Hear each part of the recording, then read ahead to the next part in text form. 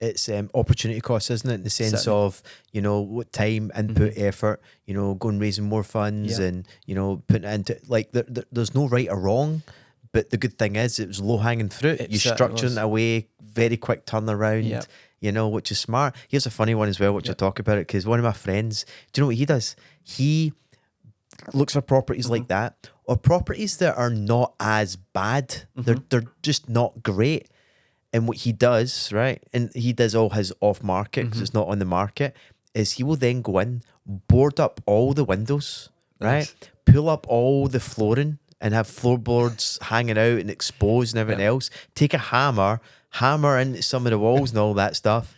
Put it in an auction Nice. to make it appear worse than it actually is, because Yeah. it's cosmetically it's not that difficult to Yeah. and create a bidding war with people who want to get involved and thinking they're getting a deal and overpay. So he takes the same strategy. He knows that if he was to renovate it and flip it, that he could make a lot more. Yeah. But he's like, bro, I'll just turn these around. Yeah. You know, if I'm making 10 grand here, 15 grand there, 20 grand there, Yeah. you know, just by doing this, then I'm in. Yeah. So that was super clever. Yeah, and it's still the principle, isn't it, of having, you know, I've made another £80,000 offer. I didn't have 80,000 just sat, but I just knew that if that offer comes through, then I can go and get that money. Yeah. And I think that's been the single biggest change in belief in my life, is that, you know, we talk at the start of Project and right the way through about, money doesn't grow on trees and all of these sort of limiting beliefs. But actually, I know full well that if I've got a good deal, I'll just go out and find that money.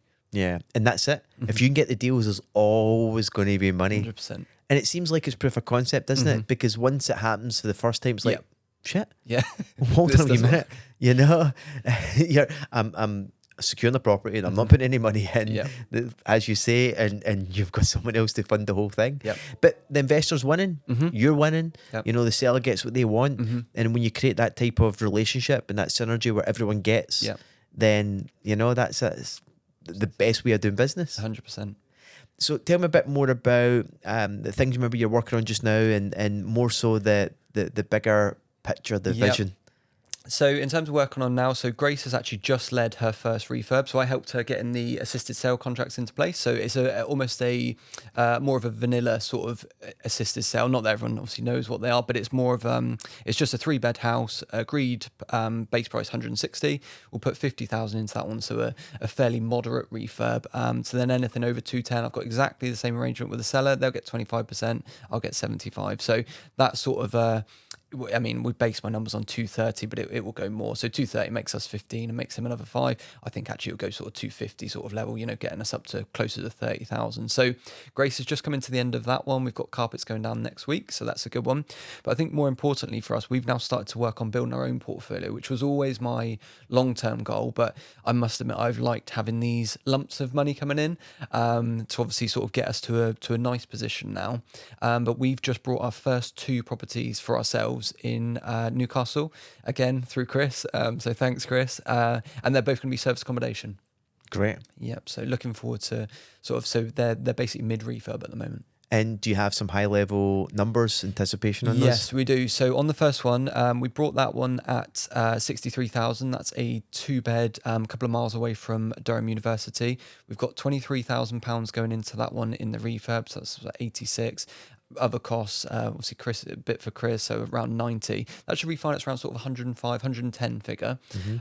So again, I'm leaving a fairly minimal amount, you know, in my area for a similar property, you know, you're still leaving sort of, you know, maybe 40,000 in, whereas here I'm looking at leaving, you know, maybe 10. So not a great deal. And the Airbnb figures are quite good on that one. The other one, however, that's a 4-bed in a bit of a nicer area. That was 110,000 purchase price. About 15,000 refurb. We expect that one to revalue around the 180 figure. So I think we're going to be very close to getting all money out there. So that was one I absolutely love that one. The other one sort of came along and it was a good opportunity because another one had just fallen through. So obviously we've used investors' money again to buy both of them. As soon as we refinance, we'll get the investors' money out, and then we're going to use a little bit from the assisted sale to clear that. So that'll be our first 2, and it feels like quite a decent achievement for us, them 2, because that was always my end goal. And obviously I've sort of taken steps to make money in the meantime, but I've never focused on longer term. So now we're actually focused on that longer term to give Grace the freedom with the baby that actually she'll then run our sort of service accommodation Airbnb portfolio.